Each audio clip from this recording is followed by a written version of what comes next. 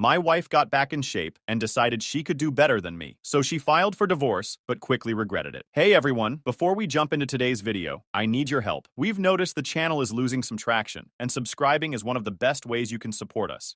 It's quick, free, and it helps us keep bringing you awesome content. Your support means the world. Let's keep this channel growing together. Thanks so much. Now let's start the video. What's up everyone? It's Dave here. Buckle up because my life turned into a wild mess not long ago. I'm 34, just your average warehouse manager living in Columbus. My life wasn't flashy, but it was steady. I had a good job, a nice house, and I was married to Carla. We'd been together for 5 years, married for 3, and I thought we had a decent thing going. Sure, we weren't that lovey-dovey couple from TV, but we made it work. Bills got paid, we had our date nights, and the occasional argument was just normal marriage stuff, or so I thought. About 6 months ago, Carla decided to go on a big fitness journey. It came out of nowhere, but I was on board. She joined this upscale gym downtown that honestly looked more like a spa than a gym. She got herself a personal trainer, Justin, and suddenly started talking about meal prep, macros, and detox plans.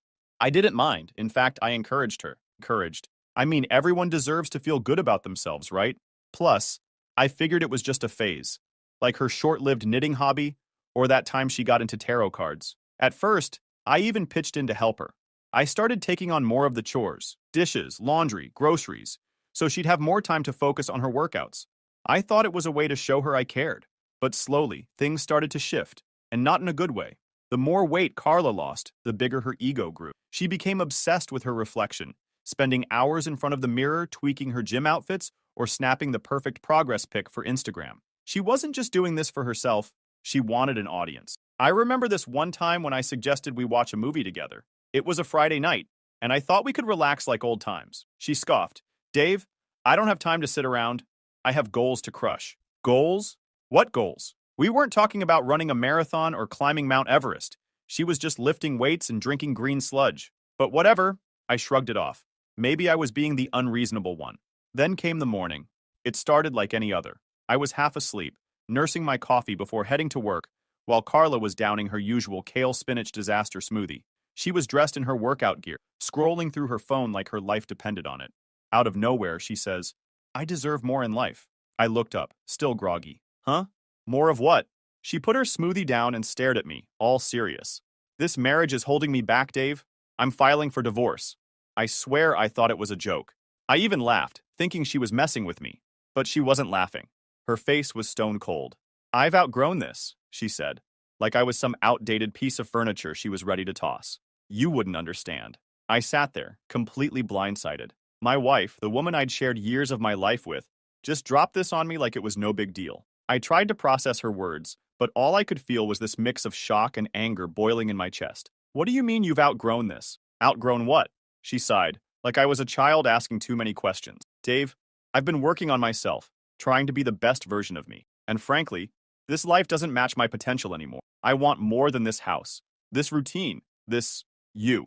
Her words hit me. She didn't even sugarcoat it. I was part of the problem in her eyes. The life we'd built together wasn't good enough for her anymore. She grabbed her gym bag and walked out the door without so much as a goodbye.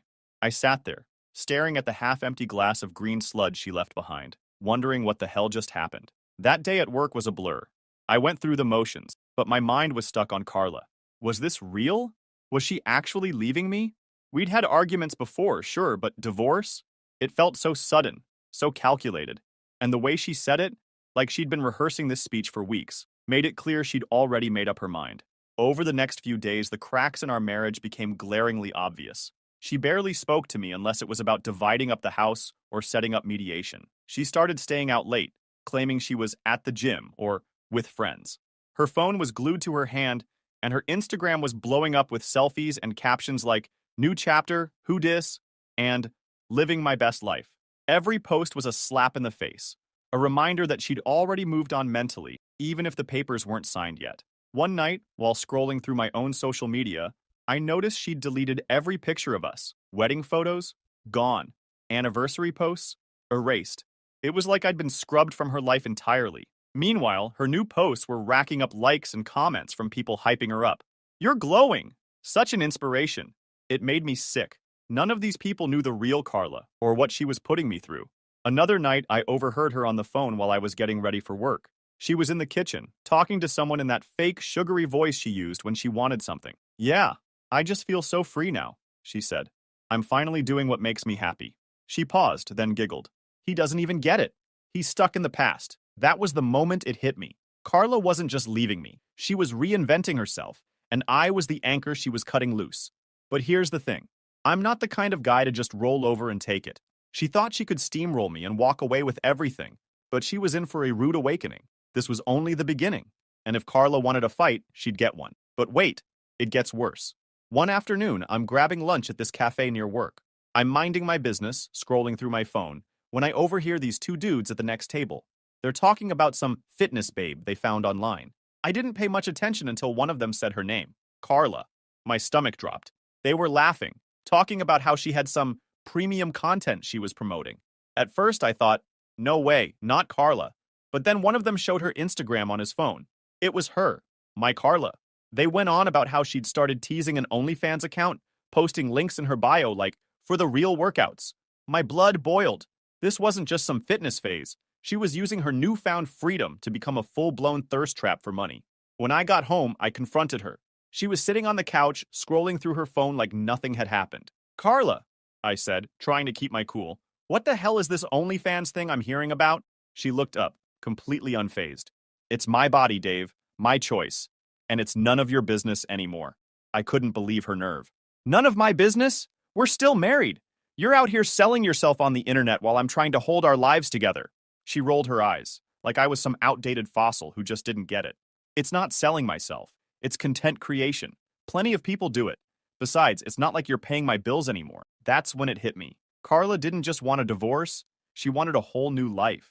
One where she was the star, the main character, and I was just some extra she'd written off. She wasn't embarrassed or apologetic. If anything, she was proud, like she'd finally found her true calling as an online spectacle. Over the next few weeks, her antics escalated. She started dressing like she was auditioning for a reality show. Tight dresses, sky-high heels, makeup caked on like frosting. Every time she walked out the door, she looked like she was heading to some red carpet event, not the grocery store. And the captions? They got worse. Living my truth. No more holding back. And the one that made me want to throw my phone. She's not a wife anymore. She's a force of nature. The audacity. While Carla was out playing celebrity, I was stuck dealing with the fallout. Lawyers, paperwork, etc. But Carla wasn't as untouchable as she thought. My lawyer, Steve, absolute legend, had been doing some digging. Turns out she's been seeing a gold digger. But with a gym membership, I think you could guess whom I'm talking about. Stay tuned, folks. Things are about to get messy. I'll update you ASAP. Update 1. What's up again, Reddit? It's Dave, your favorite soon-to-be divorced dude with a front-row seat to my ex's drama-fueled glow-up disaster. If you've been keeping up, you know my wife Carla decided she was too good for this life, left me high and dry, and has been parading around town like she's some fitness celebrity. But let's talk about the guy who's been fueling this whole mess. Justin. Yep, her personal trainer. Real original, right? The second I heard his name, I knew this wasn't just some innocent trainer-client relationship. Justin was the type of guy you'd expect to see on a reality dating show. Shredded, spray-tanned, and about as deep as a puddle. He was all charm, muscles, and smirks, like he walked out of a bad rom-com. Carla wasn't subtle about their connection either. One day, she strutted in the house after her workout, practically glowing. Justin says I'm the strongest I've ever been, she bragged, not even looking at me. Yeah, Carla, I'm sure Justin also told you he's never trained anyone like you before, because that's his script. A few weeks later, she stopped pretending it was just workouts. She started dropping his name in casual conversations. Justin's taking me to this new vegan restaurant. Or, Justin said this protein powder is life-changing. Meanwhile, I'm standing there like, do I look like I care? But Carla wasn't just name-dropping. She was flaunting him like he was her prize. Word spread fast. Friends started texting me with sightings of Carla and Justin all over town. They were holding hands, laughing, and acting like some Instagram couple of the year. Carla didn't even try to hide it. One night, she came home, bold as ever, and said, just so you know, Justin and I are dating now. I think it's time you accept that. Oh, I accepted it, all right. Accepted that my wife had turned into a full-blown caricature of entitlement. She'd already mentally divorced me. So what did it matter to her if she added a public affair to her resume? The more I learned about Justin, the more my blood boiled. He wasn't just your average gym bro. This guy had a history. My lawyer, Steve, who deserves a damn medal at this point, did some digging and found out Justin had pulled this stunt before. Twice, actually. He had a pattern. Find a married woman, pump her up with compliments and validation, and encourage her to leave her husband. Then, once the dust settled and the money wasn't flowing, he'd vanish like Houdini. Justin was a professional homewrecker. It wasn't love, it was a hustle. He hyped these women up, made them feel invincible, and rode their wave until it wasn't convenient anymore. And Carla? She was the perfect mark. She craved attention and validation like a fish craves water. Justin had her wrapped around his finger, and she didn't even see it.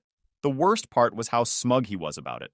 I heard from mutual acquaintances that Justin was already talking about their big plans. He apparently told someone, "Once the divorce is finalized, Carla and I are going to build an empire." Empire? Dude, you're a trainer, not a tech mogul. But sure, dream big. Justin wasn't just banking on Carla's money, he was banking on my money. Carla was demanding half my savings, spousal support, and even trying to take the house. She thought she could waltz into court, play the victim, and walk away with a golden ticket for her and Justin's new life. Little did she know, my lawyer had receipts, and I wasn't about to roll over. Let me paint you a picture of what Carla and Justin looked like as a couple. Imagine a guy who only owns tank tops, standing next to a woman who suddenly thinks she's a Kardashian. They were all over social media, posing in front of fancy cars, not theirs, and tagging themselves at expensive restaurants. I'm guessing Carla was footing the bill.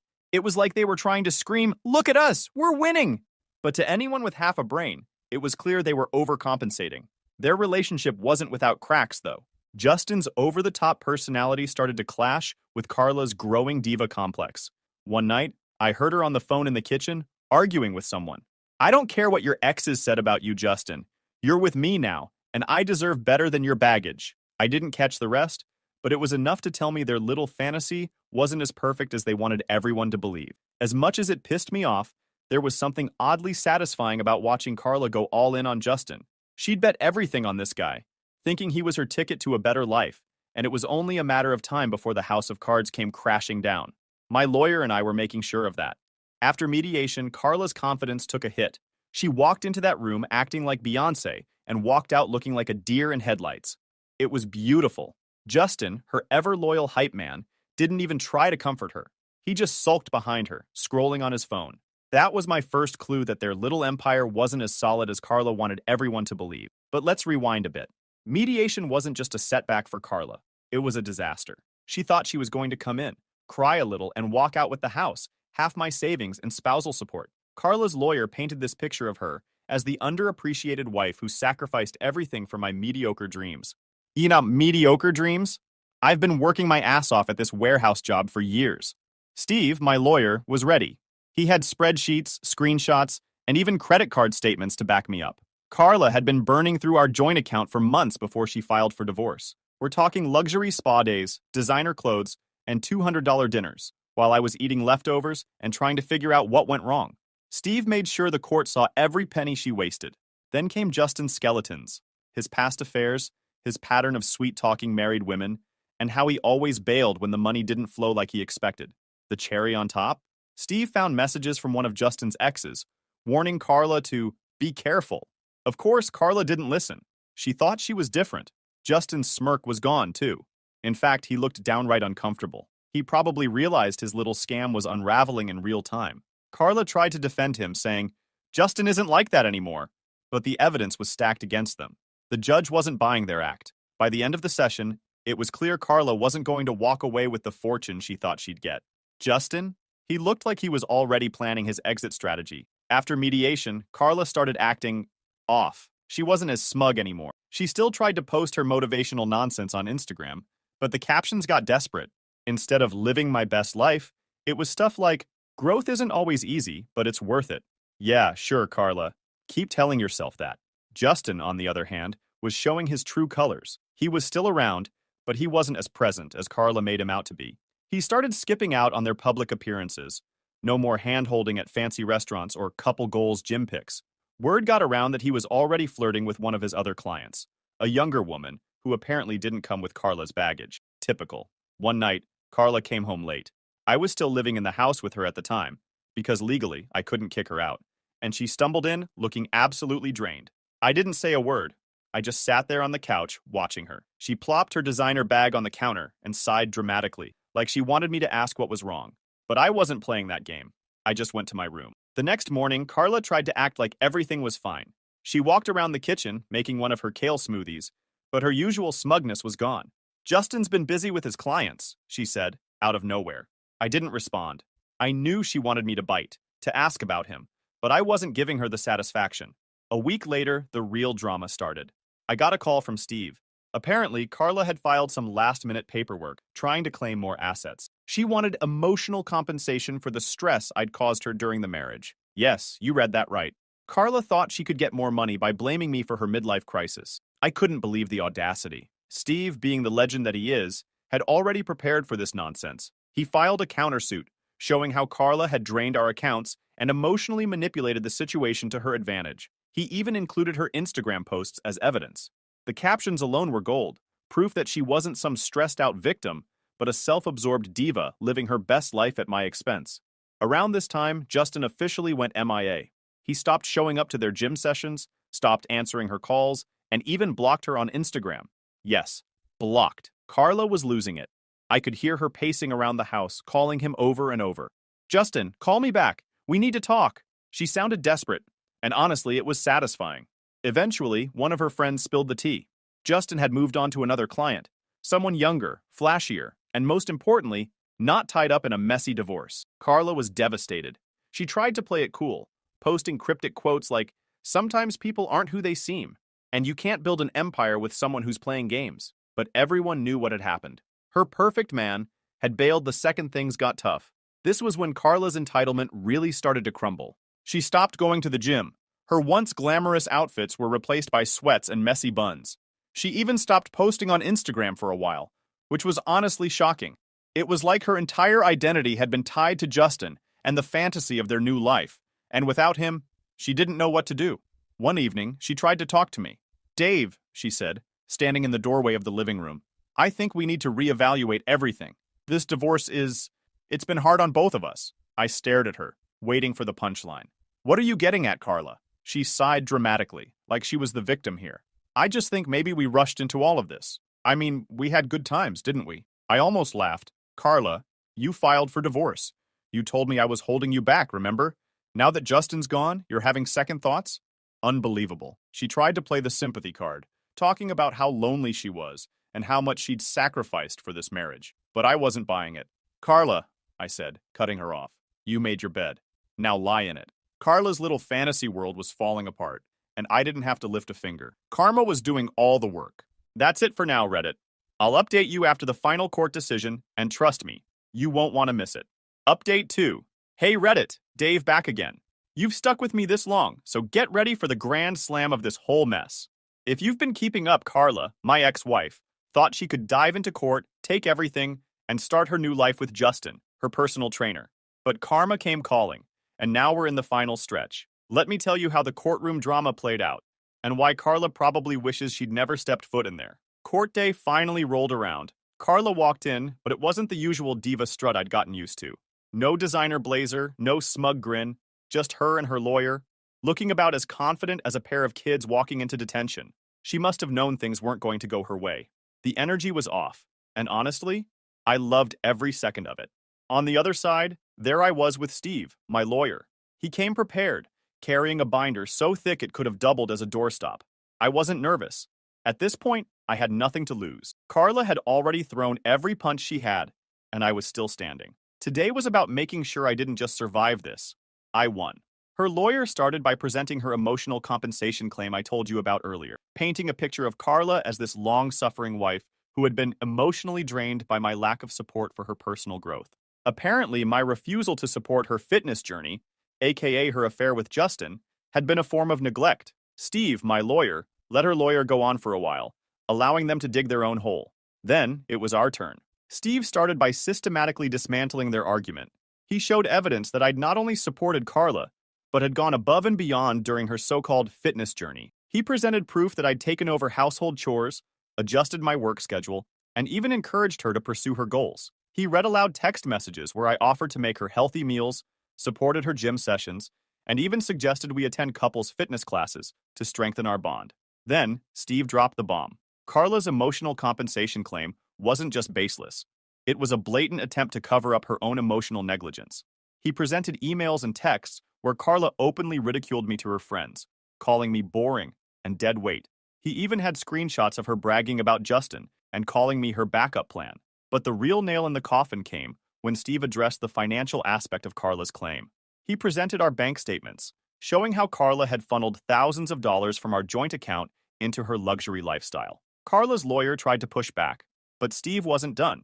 He unveiled the ultimate piece of evidence, a journal entry from Carla that Steve had subpoenaed. In it, Carla had written about her master plan to leave me, get everything she could out of this marriage, and use the settlement money to fund her new life with Justin. The judge's face when he read that? Pure disbelief. The courtroom was dead silent as the judge flipped through the paperwork, his stern expression growing heavier with each page. Carla sat next to her lawyer, visibly tense, her polished nails nervously drumming against the table. Her confidence, which she had flaunted so boldly in mediation, had evaporated into thin air. Across from her, I sat with Steve, my lawyer, feeling a mix of anticipation and satisfaction. This was it, the moment everything Carla had spun into her narrative would unravel. The judge began by addressing Carla's emotional compensation claim. "Mrs. Patterson," he said, his voice steady but firm, "your request for emotional compensation lacks any substantive evidence." He paused, letting the words sink in before continuing. "While emotional distress is a valid consideration in some cases, this court requires clear and demonstrable proof. Your claims are based on subjective feelings, not facts." He turned his attention to Steve's counter-arguments. He recounted the text messages, bank statements, and Instagram captions that painted a starkly different picture from the one Carla and her lawyer had tried to present. "Mr. Patterson," the judge said, addressing me for the first time, "you've demonstrated a clear and consistent pattern of support for your wife during the marriage. The evidence provided shows no indication of emotional neglect. In fact, it suggests the opposite. You went above and beyond to accommodate her needs and aspirations." Carla's lawyer tried to interject, stumbling over an objection that the evidence was taken out of context. The judge silenced him with a raised hand. "The context is clear, counselor. Let's move on." Next, the judge turned to the financial aspect of the case. He methodically reviewed the evidence Steve had presented. "Mrs. Patterson," the judge said, his tone growing colder, "you withdrew over $23,000 from your joint accounts in the period leading up to this divorce filing. These funds were not used for household expenses or shared needs. Instead, they were spent on luxury items, high-end dining, and personal indulgences. The court finds this behavior irresponsible and in direct violation of your marital financial obligations." Carla squirmed in her seat, her face flushing a deep red. Her lawyer attempted to downplay the spending, claiming it was part of her coping mechanism during a difficult time. The judge was unimpressed. "Coping mechanisms do not justify financial recklessness," he said sharply. Then came the house. Carla had confidently argued she was entitled to half of it, claiming she had contributed emotionally, if not financially, to its upkeep. Steve was ready for this. He provided records showing I had paid the mortgage in full, maintained the property, and even handled renovations, all while Carla contributed nothing. The judge didn't mince words. "The house will remain the property of Mr. Patterson," he declared. "Mrs. Patterson, you have no financial claim to it based on the evidence presented." Carla's jaw dropped. Her lawyer whispered something in her ear, but she waved him off, too stunned to respond. The judge wasn't done. "Furthermore," he continued, "due to the unauthorized use of marital funds, Mrs. Patterson is ordered to reimburse Mr. Patterson in the amount of $23,750. You could have heard a pin drop. Carla's lawyer slumped in his chair, visibly defeated. Carla herself looked like someone had knocked the wind out of her. Her carefully curated narrative had collapsed in spectacular fashion, leaving her with nothing but the consequences of her actions. The ruling was final. No appeals, no loopholes. The judge closed his folder and said, "This court is adjourned." I leaned back in my chair, a wave of relief washing over me. Justice had been served, and for the first time in months, I felt like I could breathe again. Leaving the courtroom, the tension in the air was palpable. Carla's lawyer was already packing up his briefcase, avoiding eye contact with anyone. Carla trailed behind him, her head hanging low. For someone who had strutted into this process with the confidence of a reality TV star, she now looked utterly defeated. Steve patted me on the back as we walked out. "We did it," he said with a small smile. I nodded, grateful for his work. He'd not only defended me but also exposed the truth behind Carla's manipulative tactics. As I exited the courthouse, I couldn't help but glance back at Carla. She was still standing there, staring blankly at the floor. For a brief moment, I felt a twinge of pity, but it quickly faded. She had orchestrated this chaos, and now she was facing the consequences. Over the next few days, the fallout of the ruling became glaringly obvious. Carla was ordered to vacate the house within 30 days, and I made sure to enforce it. She tried to stall, claiming she needed more time to get her affairs in order, but I didn't budge. I reminded her that she'd had plenty of time to prepare while she was busy flaunting her affair with Justin. Begrudgingly, she packed up her things and moved out. Watching her leave that final day was oddly satisfying. She loaded her designer luggage into an old car, one of her friends had apparently loaned it to her, and drove off without so much as a goodbye.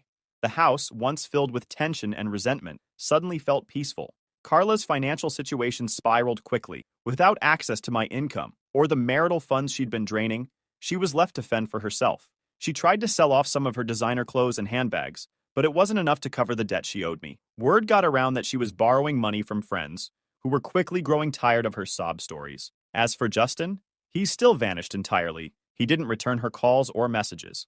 One night, about 2 weeks after the ruling, Carla showed up at the house unannounced. I opened the door to find her standing there, her once flawless appearance replaced by messy hair and tired eyes. She looked like she hadn't slept in days. "Dave," she said softly, her voice cracking. "Can we talk?" I stepped outside, closing the door behind me. "What do you want, Carla?" She hesitated, wringing her hands. I wanted to say I'm sorry. For everything. I made mistakes. Big ones. I let Justin manipulate me. I got caught up in this fantasy, and I ruined everything." Her words sounded rehearsed, but the desperation in her eyes was real. She wasn't here to apologize out of genuine remorse. She was here because she had nowhere else to turn. "I don't know what you expect me to say," I replied, my tone calm but firm. "You made your choices. You chose Justin. You chose to try and take everything from me. And now you're dealing with the fallout." Tears welled up in her eyes. Can't we at least be civil? Maybe start over?" "I have nothing, Dave. I'm lost." I stared at her for a moment, feeling nothing but resolve. "Carla, I gave you everything. My support, my trust, my love, and you threw it all away. You don't get to come back now and ask for a second chance. That's not how this works." She broke down, sobbing on my porch, but I didn't flinch. After a moment, I stepped back inside and closed the door, leaving her outside with her regrets. Since that day, I've moved on. As for Carla, I've heard through the grapevine that she's still struggling to get back on her feet. She's burned bridges, lost friends, and is now facing the reality of her own choices. Sometimes karma doesn't just knock on the door, it kicks it down. And for Carla, it left her with nothing but the consequences of her actions.